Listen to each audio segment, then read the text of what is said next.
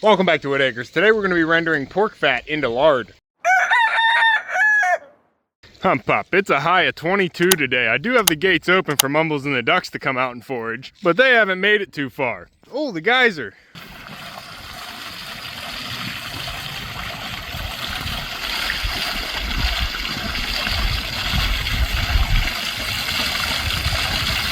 You can see all the ice forming around the geyser, so you know all the water at the barn is frozen that the ducks aren't playing in. What are you looking for, pup? But today's video is going to be a little bit different. We're not heading out to the barn for a project. We're actually going to be working in the kitchen.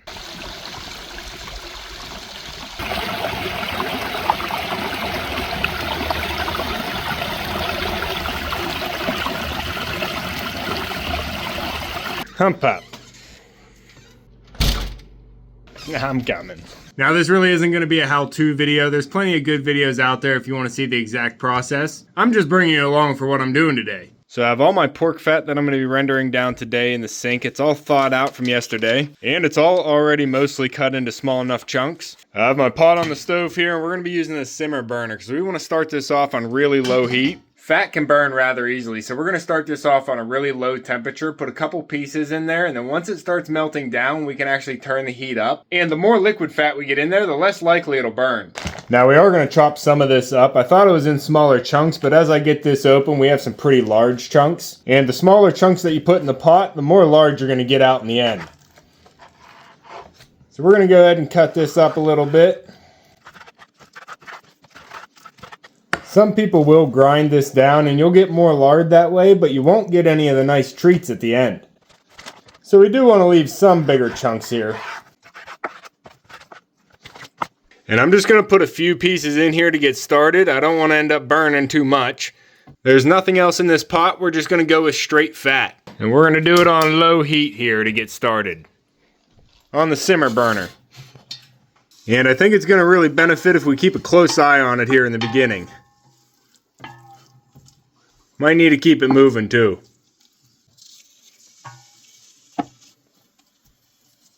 It should get easier with the more liquid we get in the pot.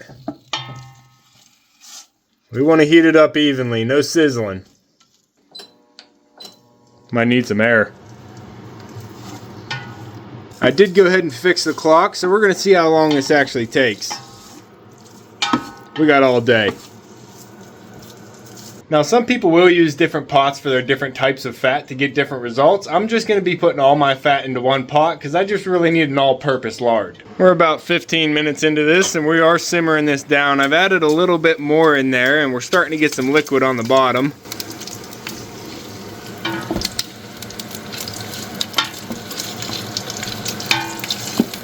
And nothing's sticking yet. I did pull out a couple of meaty pieces. I don't want sizzling in there. We just want pure fat in the pot. This is going to be an all-day process. Pop. I'm going to be doing all 3 of these bags for now, and I think they're probably right around 5, maybe 6 pounds. Hopefully they all fit in the pot.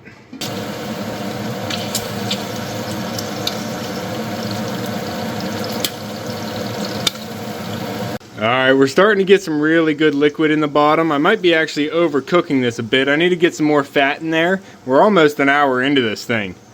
Starting to turn a little bit brown. I don't want it too brown. We're just over an hour into this process here and I have it pretty loaded up. We started getting a good amount of liquid in the bottom, so I just started adding a bunch of fat in there. I just have to keep an eye on it, keep it stirred so nothing sticks to the bottom. And I'm just trying to bring the heat back up, so I'm leaving the lid on for a minute. I have a couple more chunks here of the first bag, and then we still have 2 bags in the sink. Now I don't think I want to fill this pot up completely with a bunch of boiling fat, so I am going to strain out this first pot once I finish the first bag, and then I'll get the other 2 bags out and melt those separate. Hump Pop. We're coming up on 2 hours in. We have the full bag in there now, and we still have a pretty good simmer going. I'm just going to leave the temperature down on low and let it simmer and just stir as needed. Hump Pop.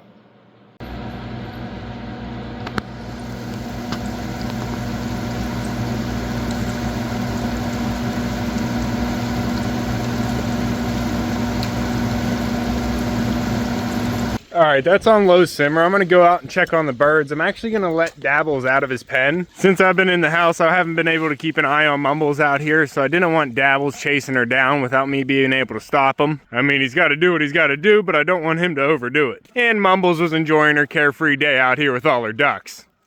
Hi, Dabbles. It's okay, Mumbles, just passing through. I'm gonna open the gate though. Hey, Sandy. I'm coming, Dabbles. We have a light dusting of snow on the ground today. All right, buddy. You be a good boy. Bring your ducks out. Come on, bud. Stay together, ladies. You're looking frosty, girls. I might have some fat grease on my camera. I don't know if it's on the camera lens or my screen. Go on, Dabbles. Don't bother my Mumbles. Try to stay warm, though. Echo, come here. They're trying to get to the ducks. Yeah, that's a fence, guys. You gotta go out the gate first. You're still inside the fence, Dabbles. You bird. They're not scared of you. You're inside a fence. Yeah, big wings. Columbiana, why do you have a friend out here? Duchess, are you trying to go inside? You kind of look like you're trying to get inside, but don't know how. Set that down. Don't touch it, Columbiana. Come here, Duchess. Or, yeah, Duchess. Come here, girl. We'll get you inside. Get you all warmed up. There you go.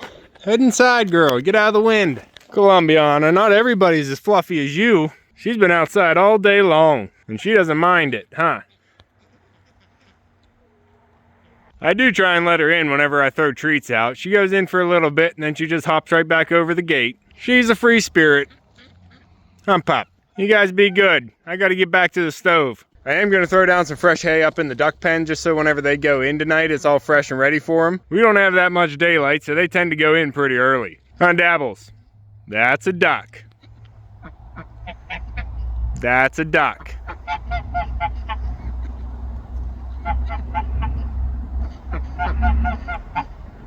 Now that's a goose.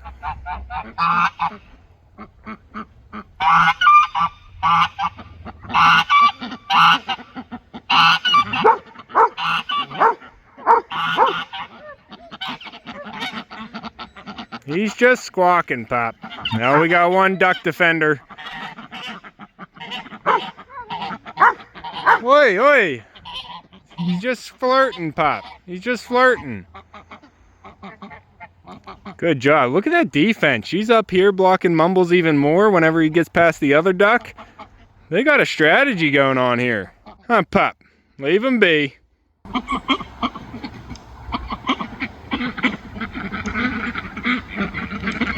I keep looking out the window to try and keep an eye on him, but I can't leave the stove too long. Works to do, Pop. How you ladies doing back here? Staying warm? Rufio? Take him under your wing if you have to. You're using my little tent. Are you guys actually using that? Huh? Oh, she's in there. Is that Rosie? Good job, guys. Oh, I hear him squawking. My Mumbles is safe, though. Gotta find Mumbles. And then Dabbles is always yelling somewhere. We're good. All right, Pop, we gotta get hay and then get back to the stove. Hey, Bert, how you doing, bud? Good. Good job, Rufio. Some eggs in here to collect, too. Oh, yeah, we had a late egg layer. I'll go ahead and grab that. Anybody lay inside here? Good job, Rufio. Nope, all good in here. What about Anna? No? I thought Anna had to lay an egg this morning. What was she doing up here? Huh, Pop? Let's get some fresh hay down in the duck stall here and then get back to it. You gotta bring this egg down with me. Huh, Pop? Hey, Sammy. All fresh and ready for bedtime. All right. Good job, Rufio. All right, we're back here at the stove and we're about 3 hours into this thing. We still have a little bit of a boil going on, you can see. We did have some of these start drying up at the top. These are gonna be the cracklings, so we are gonna be saving these. They're gonna be a nice little treat. But we're getting pretty close to done here, I think. I want the bubbling to reduce a little bit more here. Huh, Pop? I might have to do the other 2 bags tomorrow. It's been about 10 more minutes here and we are slowing on the simmer. You can see it all just barely bubbling now. So I'm going to start pulling out the cracklings and putting them in this metal bowl. You're not going to want to use any plastic. This is going to be pretty hot. Then once we get all the cracklings out, we're going to filter all the liquid fat through a fine cheesecloth. And I still have a few minutes before all my mason jars are clean. And I'm going to be using pint mason jars. Hopefully I have enough. But I'm going to go ahead and scoop all these cracklings out. But before we do that, we got to shut all the flames off. Now we can do it safely.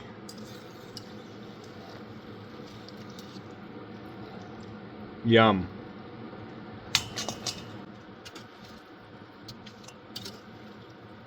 And the size of your cracklings depends on how big of the chunks of fat you put in. So if you grind it, you're not going to get all these. But you could grind some and only get a little bit. Probably don't need all of this. But if you do grind it, you're going to want to keep the fat a little bit frozen, or it's a good chance you're going to cake everything up. But I don't mind having some cracklings, and whatever I don't eat, I can always feed to the chickens. What goes around comes around. We're going to get as many of these big chunks out of here and then filter everything else through the cheesecloth.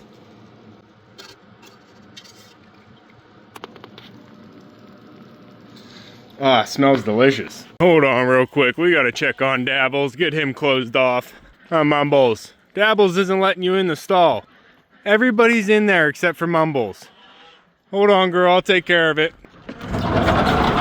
Dabbles, go to bed. You goose. You got all your ducks with you? It's bedtime. Why are you socializing with Mumbles' ducks? Huh? She's trying to come into the warmth. Go ahead and close Dabbles off here. You silly bird. Mumbles wants to come inside too. You gotta be nice to her, bud. You're supposed to be courting. Alright, you bird, settle down. You can come back in, Mumbles. I also got to change out Rufio's water again, see if we can stop that from freezing. Alright, Mumbles, you can head on in. Dabbles is separated, girl. They're all going in kind of early. I'm not even ready. Huh, Pop? Still got daylight out there. But it is cold, so I don't blame them. Huh, chickens? What's going on? And we got some new swimming pools and some bird treats. Huh, ladies? Columbiana. Come on, pup. I'll be right back up in a few minutes. We gotta jar up this lard, puppy.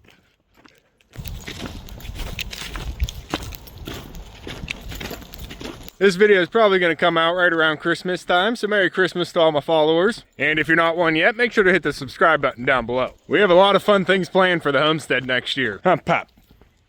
Alright, I think this is going to be easier if I transfer it into this stainless steel and then transfer it into my jars here. I'm going to pour it through 2 layers of fine cheesecloth, try and get all these cracklings out of here.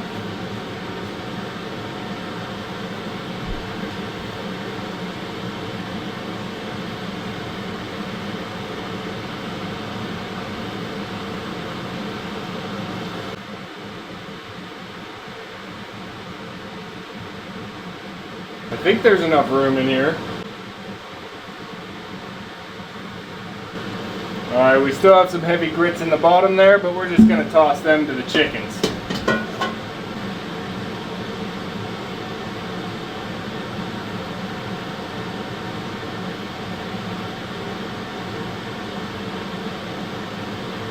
And this container is full. It actually worked out perfect. Now these are just ball mason jars that we saved from beets. Let's see if I can do this without spilling it. We can do this, right? Not gonna make a mess. This is a pourable container, right?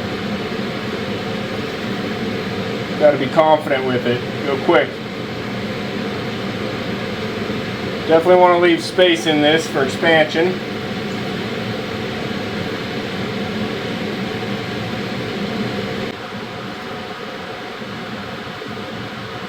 I need probably 2 more.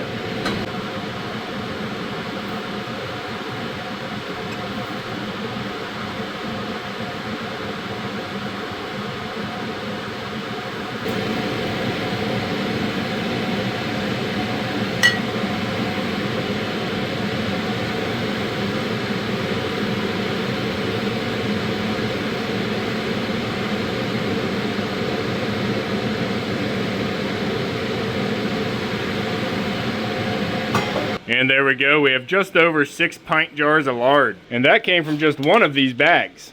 And we also got a big tray of cracklings here. I don't have time to do the other bags today, but it's gonna be the same process. I am gonna let these cool for a little bit before I put the lids on, but these should cool down to a nice pure white. I don't know, this is the first time I'm actually trying to render some lard. I grew these pigs and I got the fat from them so I could do this. And now it's time to learn some more. If you have any tips for doing this, make sure to leave them in the comments down below. I gotta go close up the barn, so I'm gonna let these jars sit here for a little bit. And the following day here, everything turned out nice and white once it cooled down. We have 6 jars of lard here, and they actually sealed their lids because I put them on when they were still a little bit warm, so they all sucked down the lid. This one even too.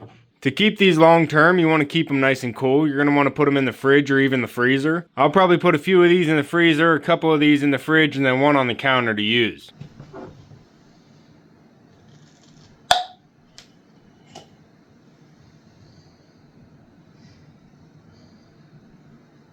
Smells like lard.